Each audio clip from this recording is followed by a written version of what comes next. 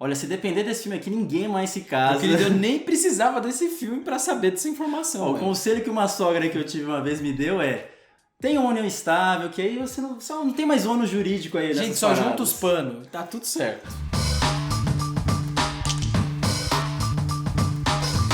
Adam Driver e Scarlett Johansson formam um casal prestes a se divorciar. Entre brigas e mediações jurídicas, os dois precisam decidir com quem fica a custódia do filho. Eu só queria dizer que a categoria de melhor ator do Oscar de 2020 vai estar assim, ó, acirradíssima. Furiosa. Adam Driver entrega mais um papel aí incrível, mais uma atuação maravilhosa. E antes da gente começar a falar das atuações, já jogo logo aquela pergunta aí. Mas acho que vocês já sabem dar a resposta, né? Você gostou ou não do filme? Cara, fodástico, eu diria isso. Filmaço. Inclusive, eu queria começar esse vídeo falando sobre referências, né, de outros filmes, né, que você falou assim, nem precisava saber disso. Será que é porque você já tinha assistido outros filmes aí? Talvez, de casal, né? Acho que deprimidos. Happy End no cinema está fora de moda. Agora o pessoal quer remostrar a realidade, a galera tretando, os casal que não dá certo. Não, vamos com calma aí, que o cinema já retratava isso há bastante tempo. O cinema já falou de tudo, na verdade. Até de Centopeia Humana já falou. Por que não, né? Da infelicidade dos casais. Inclusive, um dos filmes que ele referencia aqui aparece durante a projeção aqui do Marriage Story, que enfim, é um roteiro ali de teatro, acho que acontece ali no meio do filme, que tá escrito Scenes from a Marriage, que traduzido para o português é o Cenas de um Casamento, que é o nome de um filme do Bergman, que não à toa também lida com um casal ali se separando, que tem um filho também para cuidar, para saber com quem que vai ficar. Só que a diferença é que é um filme bem mais contemplativo, planos bem mais estáticos, tem os seus momentos de estouro, tem os seus close-ups ali dando mais intensidade na emoção, mas são filmes bem diferentes na questão do tom. Inclusive, se você for cavar na própria filmografia do Noah Baumbach, você vai encontrar um outro filme sobre separação que chama A Lula e a Baleia, só que aí a separação é vista do ponto de vista das crianças, como impacta elas. Esse eu não assisti. Na verdade, tenho que admitir que eu tinha um certo preconceito com o Noah Baumbach. Ele tem vários filmes, mas eu só assisti 2. O primeiro deles é o Francis Ha, que eu acho irritante, eu acho chato pra caceta. E depois tem aquele lá que eu não sei o nome também, que é com Adam Sandler, Ben Stiller, essa turminha aí marota, que foi um filme que eu achei bem simpático, mas nesse aqui ele chegou e conquistou o meu coração. E aí a gente tem também um outro filme que também é bem marcante nessa relação, que é o Kramer vs. Kramer, que é de 1979, inclusive ganhou no Oscar ali de Apocalipse Now e All That Jazz. A gente já discutiu isso no canal, poderosíssimo. Mas nem tanto, né? Vamos combinar.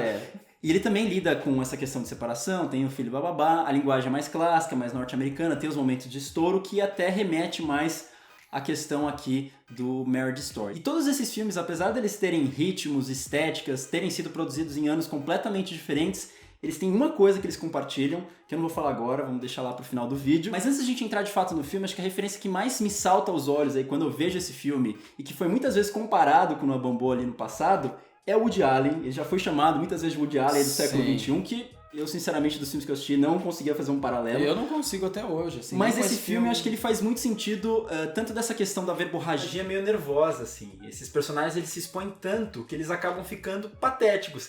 E aí, como é que eles resolvem isso? Se expondo ainda mais. E aí o ciclo vai indo. Então, são personagens orgulhosos, mas vulneráveis. E também, principalmente, em como ele cria sentido através da direção, que é uma coisa que a gente vai comentar lá adiante. Eu não consigo fazer essa relação tão direta. Eu acho que o Woody Allen acaba indo um tom a mais pra comédia. Esse filme tem bastante comédia. Eu acho que ele tem, mas nas horas em que os personagens discutem e nos momentos mais tensos, eu acho que essa comédia fica um pouco de lado. E é uma coisa que eu já citei aqui nesse canal, desculpe se for repetitivo, mas nesse filme eu acho que, de novo, o diretor consegue fazer muito bem, que ele consegue mudar aí a chave do drama pra comédia de maneira bastante suave e agradável, que não atrapalha aí a experiência do filme. Então acho que ele faz isso bem.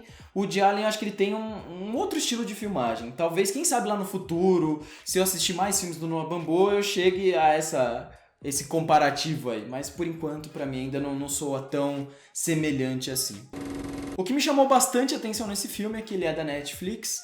É um filme pro grande público. Nós tivemos a sorte de assisti-lo no cinema, que foi muito bom. Mas eu acho que quando vocês assistirem na casa de vocês não vão perder a experiência do filme. O diretor, ele consegue trazer bastante espontaneidade para esses personagens, então você consegue acreditar quando eles estão com saudade, quando eles estão arrependidos, quando eles estão com raiva, tristes. Teve um trabalho de direção de ator ali muito forte, é uma química muito boa entre o Adam Driver e a Scarlett Johansson. Acho que posso dizer que foi um dos melhores casais que eu vi recentemente, porque na mesma cena eles começam uma conversa branda e logo em seguida eles já estão discutindo. Isso não acontece de maneira brusca, assim, acho que acontece de uma maneira muito natural, como uma faísca desencadeia numa explosão, né? Tem uma cena que eu acho que é muito interessante, que a Scarlett Johansson, ela começa a conversar com uma determinada personagem, e quando ela lembra, né, do Adam Driver, o olho dela enche de lágrimas, você vê que ali há muito sentimento.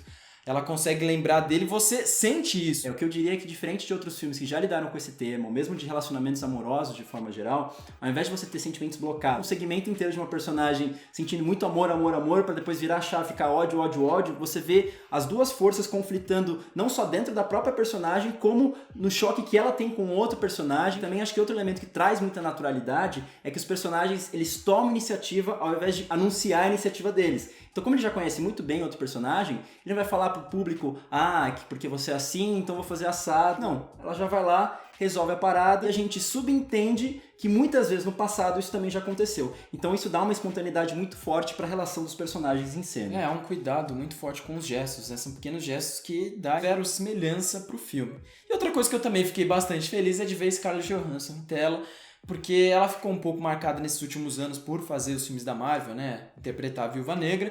Eu acho que por mais que ela já tenha feito outros filmes de comédia romântica que são muito bons, inclusive, ela voltar para esses papéis que ela faz muito bem, eu acho que é muito legal, porque mostra uma outra faceta dela que às vezes muita gente do público médio acaba não conhecendo. Bom, o filme começa ali com uma grande ironia, né? Que na verdade já é um grande choque quando acaba a sequência, que são os personagens lendo uma carta, falando tudo que eles admiram no outro, no parceiro, enquanto, enfim, aparece uma montagem super bonitinha ali, de momentos agradáveis, fofíssimos que eles têm com o filho. Só que o que eu acho mais interessante é a gente começar a olhar criticamente o texto que estava ali. A gente, obviamente, não vai lembrar de tudo que acontece, mas o que eu acho mais legal é que, mesmo dentro dessa positividade, você consegue encontrar críticas que já vão se desenvolver ao decorrer do filme. Sabe aquela coisa quando você tá numa entrevista de emprego e o cara te pergunta um ponto negativo que você tem, e aí você responde... Óbvio que você vai falar o quê? Que você é perfeccionista. Porque você quer dizer uma coisa positiva no meio dessa negatividade. Não digam perfeccionista. E aqui isso também acontece, só que pelo exato contrário. Então tem um momento ali que a Scarlett, ela fala que o marido... sabe exatamente tudo que ele quer, sabe fazer 500 coisas ao mesmo tempo. Se a gente for pegar essas frases à luz de todos os acontecimentos que a gente vê no filme, o que pode significar ele fazer 300 coisas ao mesmo tempo e não deixar espaço para ela fazer nada? Que ele é controlador, que ele vai fazer exatamente as coisas da forma como ele quer e nem vai perguntar para a esposa, por exemplo, como ela quer os móveis dentro de casa, vai fazer do jeito dele. O que pode significar, por exemplo, o fato dele saber exatamente o que ele quer? Que ele é uma pessoa intransigente, que é uma pessoa orgulhosa, que ele não pergunta para os outros e mesmo se pergunta ele vai fazer do jeito dele. Então, apesar de você ver que essas cartas transbordem amor no começo, são cartas que nas entrelinhas podem mostrar um certo rancor, podem mostrar um certo arrependimento. Eu não vejo tanto assim, mesmo porque essa carta ela volta em um determinado momento do filme e quando esses personagens se confrontam com ela, há um momento de grande comoção e admiração por aquilo que estava escrito. Então eu vejo muito mais amor do que em si uma mágoa ali. Sem dúvida. Acho que muito verdadeiro. Na leitura literal, acho que isso é bastante claro, mas eu digo talvez num subconsciente, você já podia dar indícios do que o filme poderia mostrar. Mas eu acho que um outro elemento que prova bastante também isso é que quando a gente escreve essa carta projetando o que a gente gosta da outra pessoa, o que a gente acha daquela pessoa, a gente projeta o que a gente acha que essa pessoa é. Mas não necessariamente ela é essa pessoa. Então acho que outra coisa que essa carta revela, apesar da gente ter falado sobre os gestos, eles terem bastante afinidade, é o quanto cada um deles sabe pouco sobre o outro. O Adam Driver ele comenta, por exemplo, que achou super amoroso o fato da Scarlett Johansson ter abdicado de ir para Los Angeles tentar uma carreira de atriz para ficar com ele de Nova York. E o que a gente vê, no fundo, é que na verdade existe uma grande mágoa por ela não ter conseguido fazer isso. Por conta disso, principalmente o Adam Driver vai bater bastante cabeça, porque ele tem uma ideia projetada do que é a esposa, ele sempre vai apresentar pro advogado, não, ela não faria tal coisa. Não, ele não faria tal coisa. Que a gente remete às coisas boas que ele falou ali na carta, só que é só quando ele de fato vai se conformar que a imagem que ela é não corresponde certamente à pessoa que ela é agora, que as coisas vão começar a fluir melhor para aquele personagem. Mas eu acho que na verdade nem é uma atitude da personagem, mas em si a confiança que ela coloca nos advogados. Porque eu acho que assim, ela foi muito mais induzida pela advogada, tanto ela quanto ele, e eles estavam num momento de fragilidade, um pouco triste com o outro, e esses advogados com uma lábia foram dizendo, olha, faça dessa forma que é a melhor forma para se resolver. E aí isso foi sendo um efeito dominó. E um fazia uma coisa e o outro, fez isso? Então eu acho que foi um grande quiprocó entre os dois e culminou numa situação muito mais grave, muito maior do que eles imaginavam que Sem fosse dúvida. acontecer. Eu acho que é uma visão possível, até porque muitas das vezes a gente não vê qual que é a ação, a gente só vê a reação do personagem a alguma coisa que foi trazida. Então a gente pode ter essas duas impressões. E mesmo porque no momento de fragilidade, às vezes a gente pode tomar algumas atitudes que até então, até mesmo a gente desconhece que poderia ser capaz de ser feito. Ou também, se a gente for lidar com essa questão de um libelo, de uma libertação dela, justamente ela estaria tomando atitudes das quais até então ela estava sendo coibida de serem feitas. E nós temos também, além de Scarlett Johansson e Adam Driver, outros protagonistas que são muito importantes também, que são as cidades, tanto de Nova York quanto de Los Angeles, porque diz muito da relação desses dois personagens. A cidade de Nova York representa um pouco mais o personagem do Adam Driver, que ele reclama dos carros, ele gosta de constantemente andar na rua, gosta daquela cidade pulsante, que está repleta de cultura, onde as pessoas se encontram no teatro, cantam nos bares. Que ele faz 500 coisas ao mesmo tempo, Exatamente. no mesmo dia, tem que resolver manequim, figurante, sei lá o quê. Exatamente, e ali ele consegue encontrar sua família, né? Ele se sente ali abraçado por aquelas pessoas, já ao contrário da Scarlett Johansson. Eu acho que essa cidade para ela muito mais representa ali uma certa decepção que ela tem com o próprio relacionamento, com a própria figura que ela tinha do marido.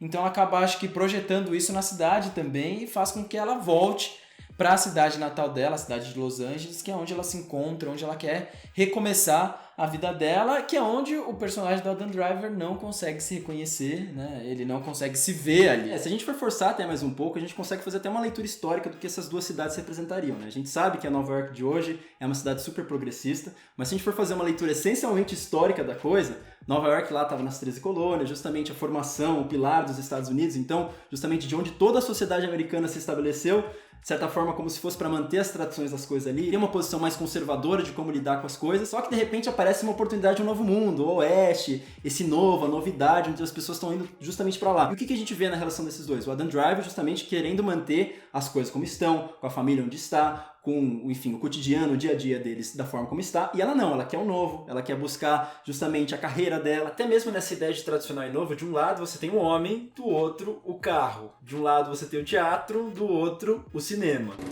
E outra coisa que é importante nesse filme são os advogados. E o que eu acho mais interessante é como esses personagens acabam dando brecha para que esses protagonistas exerçam características que talvez nunca tenham sido expressadas por conta da forma como o relacionamento estava configurado até então. Então o que acontece? Quando a Scarlett Johansson vai procurar algum advogado, todos eles são muito brutos, são muito truculentos, eles lidam muito com burocracia, sempre muito racionais, que são características geralmente associadas ao homem, que de certa forma colocam nesse papel mais de passiva que talvez ela tenha ficado nesse relacionamento inteiro. E é justamente quando ela encontra uma advogada mais feminina e que a todo momento tenta deixar claro que ela é a mais feminina ali da sala, que a Scarlett Johansson começa a se abrir e começa a se posicionar mais racionalmente para como vai lidar com a questão. Não à toa, até visualmente, se você for ver, é o único momento em que ela tá usando uma camisa social, é o momento que ela tem o cabelo mais curtinho, que ela pode dar vazão a comportamentos mais masculinos, de afirmação da pessoa que ela é, que talvez em algum momento tenha sido tirado delas. E o Adam Driver, pelo contrário, oposto, né? Justamente vai procurar um advogado super doce, que ele pode se posicionar,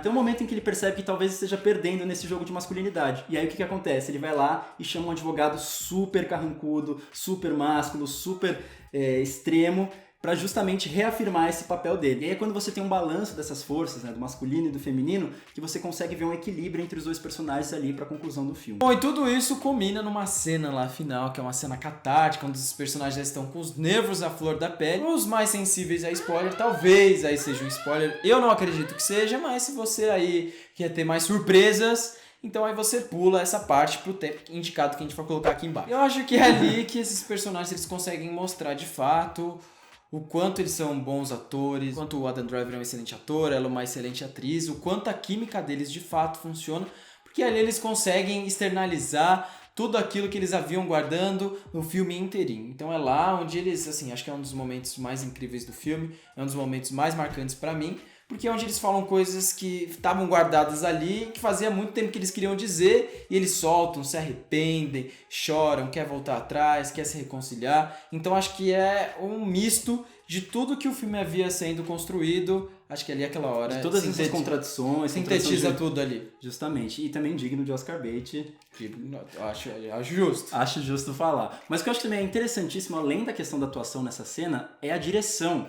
a mise-en-scène, então justamente em como a câmera meio que faz um balé ali junto com os personagens. Porque o que acontece? Eu acho que você tem toda uma narrativa só contada em como a câmera é posicionada na cena. Bom, eu vou fazer então uma descrição da cena que perfeitamente poderia estar num quadro em cena, caso a gente tivesse o filme inteiro aí para ilustrar. Mas basicamente, né, eles começam ali brigados, então cada um nos seus planos separados. Conforme eles têm a discussão, vão achando uma certa conciliação, vai para um plano geral em que a gente vê os dois personagens juntos. E aí que começa o balé. Conforme os personagens eles começam a brigar, a tretar entre eles começam a sair do plano um do outro. Então se os dois estão ali juntos, um deles sai correndo do plano e a câmera começa a meio que perseguir os dois. Aí de repente um entra no plano, quando o outro entra, esse primeiro sai. Eles ficam nesse balé, até eles se acalmarem e a discussão começar de novo pra, enfim, chegar no seu momento de ápice, em que a gente tem vários enquadramentos ali de close-up, que cada vez que a gente pula pra um outro personagem ali em plano e contraplano, vai ficando cada vez mais próximo, enclausurando eles naquela angústia que eles têm de soltar cada vez mais os sentimentos deles. E eles soltam. E por fim, quando eles têm a catarse inteira deles, o que acontece? Eles terminam no mesmo plano, consolando um ao outro.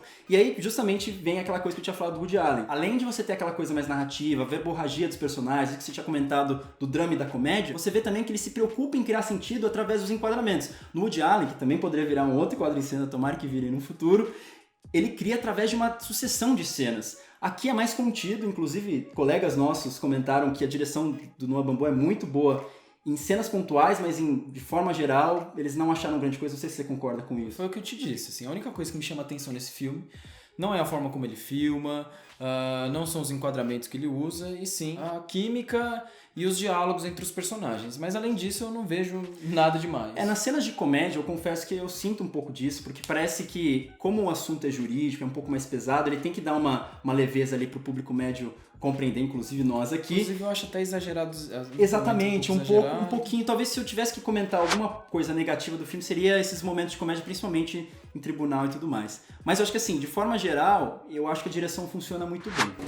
E, enfim, depois de toda essa nossa jornada aqui, acho que a gente pode falar o que unia todos aqueles filmes ali do começo, inclusive nesse filme aqui, eu só não sei, não tenho muita certeza do Lea Balé, porque como eu disse, a gente não assistiu o filme, que é a questão de, apesar de existir muitas dores, apesar de existir muitas mágoas em todas essas brigas, o amor persiste. Bom, agora, de fato, nós temos um spoiler real. Então, se você não assistiu o filme ou foi bravo aguentar até aqui, então pule esse pequeno espaço que a gente vai colocar aqui. Então como é que acontece isso nesse filme? Depois de todas as brigas, depois de todas as discussões, qual que é a última cena do filme? Ela vai lá e lembra que o personagem do marido muitas vezes não sabia amarrar o sapato direito. Então é justamente isso, apesar de você ter se separado, apesar de você ter tido muitas dores, o que vai ficar são as pequenas memórias, são as idiosincrasias que você tinha do seu parceiro. Estamos num momento aqui meio de conselheiro espiritual, conselheiro amoroso, mas é aquela coisa, né? Que amor soma. Independentemente de uma nova pessoa aparecer na sua vida, você não vai renegar o sentimento que você tinha por outra pessoa. E mais uma vez aí voltam as contradições dos sentimentos, as contradições do amor, né? Se a gente estava falando sobre toda essa questão de masculino e feminino, do personagem ao mesmo tempo amar e odiar, dele ser bom e maldoso, daquela carta ali do começo, esse fim meio que acaba reintroduzindo todas essas contradições que a gente tinha até então, porque afinal, só nós seres humanos somos complexos, nós não temos sentimentos fluidos e apesar de ser um final singelo, não deixa de ser menos doloroso. How do I look? Terrific.